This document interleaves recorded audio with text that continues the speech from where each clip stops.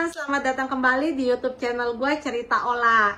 Kali ini gue mau cerita berdasarkan pengalaman gue sendiri tentang self therapy ataupun terapi mandiri yang gue lakukan sendiri di rumah dan bisa di mana aja dan nyaris tanpa biaya. Karena di video sebelumnya gue membahas tentang psikoterapi yang gue jalani bersama psikiater gue dan juga dengan psikolog gue sejak tahun 2009. Nah, kalau psikoterapi yang dilakukan dengan psikiater ataupun psikolog tentu ada biayanya. Tapi buat teman-teman yang masih ragu karena kendala dengan biayanya, gue mau sekedar informasi aja. Kalau di beberapa puskesmas di Jakarta, gue nggak tahu kalau di daerah lain, tapi kalau di Jakarta ada beberapa puskesmas yang memiliki layanan psikologi. Jadi kalian bisa konsultasi dengan psikolog hanya dengan membayar uang Rp5.000. Nah, bagaimana kalau misalnya kalian butuh psikiater dan juga pengobatan? Jika kalian mempunyai BPJS, kalian bisa menggunakan BPJS karena BPJS itu mengcover masalah kesehatan jiwa. Jadi kalau misalnya kalian butuh psikiater dan obat-obatan, kalian bisa menggunakan BPJS di rumah sakit tertentu yang ada psikiaternya. Psikoterapi sendiri menurut gue sangat penting perannya, karena dengan psikoterapi itu kita bisa mengenal kondisi perasaan dan pikiran kita yang kadang-kadang mumet. Kita nggak tahu kenapa penyebabnya, tahu-tahu kayaknya kok gue pengennya marah, kok gue tiba-tiba sedih, galau gitu kan, padahal nggak ada penyebabnya gitu. Kemungkinan di masa lalu kita mengalami kejadian hal-hal yang tidak enak. Kalau hal enak nggak mungkin mempengaruhi kita dan menyebabkan gangguan ya. Ya itu pasti pengalaman yang kurang nyaman, tidak enak, seperti mungkin kita ditinggalkan, atau kita diabaikan, dikucilkan, dibully, ataupun dilecehkan. Nah, masih banyak kejadian-kejadian yang mungkin kita alami di masa lalu dan ternyata itu mempengaruhi ke kehidupan kita saat ini, mempengaruhi pola pikir kita, perasaan kita, maupun tingkah laku kita. Nah, bahkan buat sebagian orang mungkin akan menderita gangguan seperti gangguan cemas ataupun gangguan depresi seperti yang gue alami. Dengan bantuan psikoterapi, gue percaya kalau pelan-pelan kita bisa menemui penyebabnya, karena jika kita menemui penyebabnya akan lebih mudah juga untuk melakukan proses pemulihan. Oke, sekarang gue mau cerita tentang self therapy atau terapi mandiri yang gue lakukan tanpa biaya. Yang pertama yang gue lakukan adalah ketika gue menjadi vegetarian selama 1 tahun. Gue jadi vegetarian waktu itu cuma 1 tahun doang. Gue menjadi vegetarian bukan karena alasan agama ataupun alasan lainnya. Gue cuma punya satu alasan untuk bertekad menjadi vegetarian saat itu. Saat itu gue berasa emosi gue gak kekontrol, dan emosi itu gue sering lampiaskan ke anak gue. Dan ketika gue menyadari ini tidak baik, karena tidak baik untuk anak gue di masa depannya, takutnya dia menjadi seorang yang pencemas, menjadi seorang yang depresi, atau mengalami gangguan seperti gue gitu. Jadi gue pikir gue harus coba berhenti kan, gue harus bertekad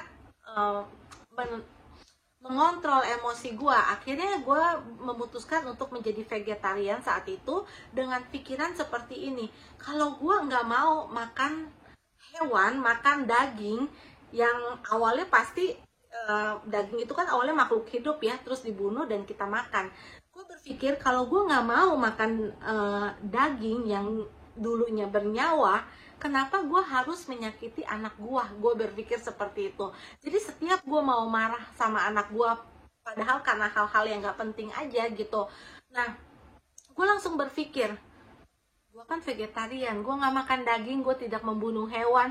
Kenapa gue memarahi anak gue? Kenapa gue menyakiti anak gue? Menurut gue itu munafik. Jadi gue tuh selalu pikir seperti itu. Jadi setiap gue mau marah, gue pikirin itu, gue vegetarian, gue tidak makan daging, dan gue nggak boleh marah sama anak gue hanya karena hal-hal kecil yang dan juga nggak perlu marah sebenarnya kan. Nah, itu gue lakukan selama 1 tahun dan ternyata berhasil.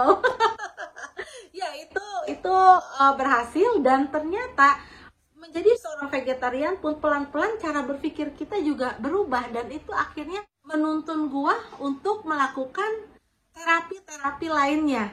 Nah, berikutnya yang kedua itu terapi dengan anjing gua, disebut juga dengan pet terapi.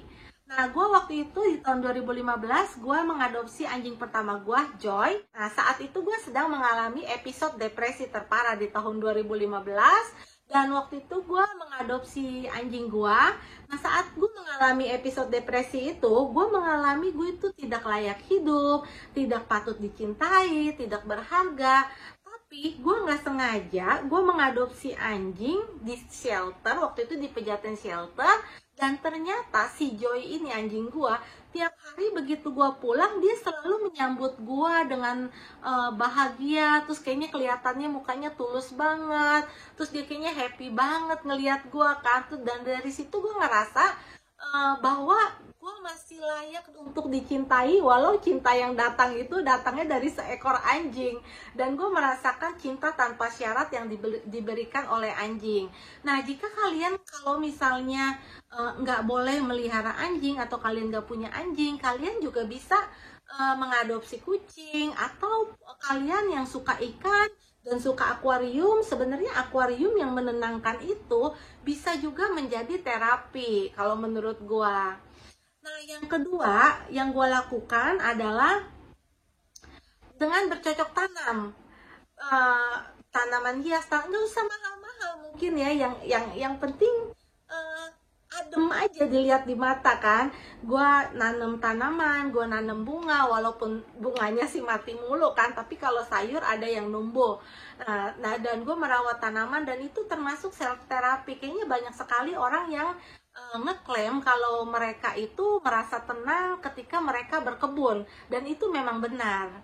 Nah, yang keempat berikutnya adalah ini benar-benar gratis dan kalian harus manfaatkan, dan kalian gak bakalan kenapa-kenapa karena ini, yaitu adalah sinar matahari pagi. Sebenarnya ada penjelasan ilmiahnya kenapa sinar matahari itu bisa membantu proses pemulihan orang dengan gangguan depresi. Gue sendiri mengalami, jadi waktu tahun 2015 saudara gue minta gue untuk menemani dia ke pulau. Dulu gue tuh benci banget sama pantai kan, gue benci banget sama pulau.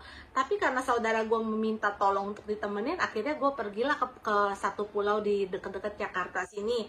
Dan ternyata pas gue duduk di pinggir laut, terus udah gitu gue menikmati cahaya matahari, entah kenapa gue merasa bahagia. Tapi memang ada penjelasan ilmiahnya tentang itu, tapi karena gue nggak ngerti, gue nggak bahas itu. Nah, psikiater gue juga ngomong salah satu terapi yang bisa gue lakukan di rumah adalah berjemur di pagi hari minimal 5 menit. Nah, ketika kalian berjemur, jangan gunakan handphone kalian. Jadi jangan kalian fokus sama handphone kalian, tapi lebih fokus menikmati matahari pagi itu aja. Yang berikutnya adalah dengan melakukan terapi meditasi mindfulness. Terapi meditasi mindfulness ini tidak terkait dengan agama tertentu. Semua orang bisa melakukannya, dan ini juga cukup populer ya ternyata. Dan psikiater maupun psikolog juga menganjurkan terapi mindfulness ini, karena terapi mindfulness ini tidak ada negatifnya, yang ada hanya positifnya saja. Jadi dengan terapi mindfulness kita hanya fokus dengan nafas kita. Itu gunanya untuk melatih kita sebenarnya untuk fokus pada saat ini. Jadi kita nggak usah terlalu cemas memikirkan masa depan, ataupun terlalu sedih, depresi mengingat masa lalu yang nggak enak pastinya kan. Jadi terapi mindfulness itu sangat membantu sekali, dan itu gratis. Kalian bisa aja cek Google ataupun cek YouTube tentang mindfulness.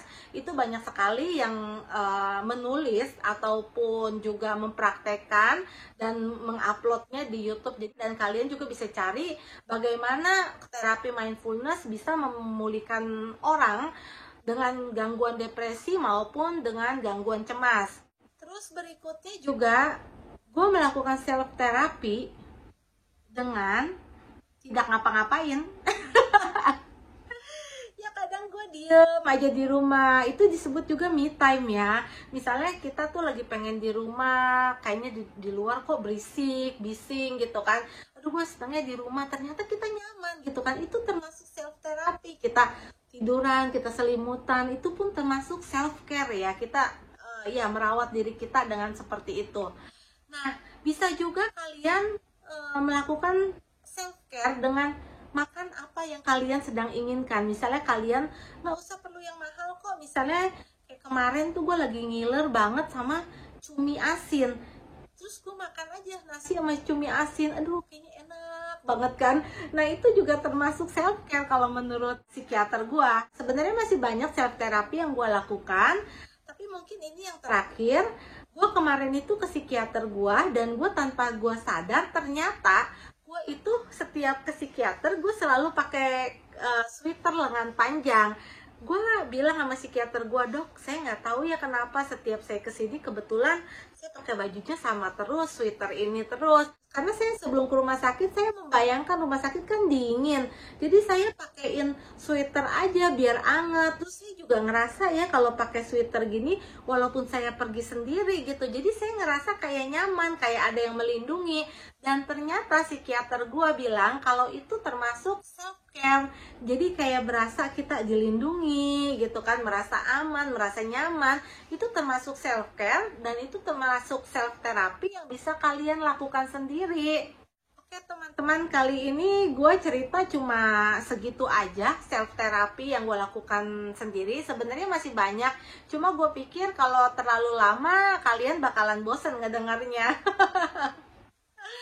Ya, itu aja yang gue bisa ceritakan kali ini. Thank you for watching. Bye-bye.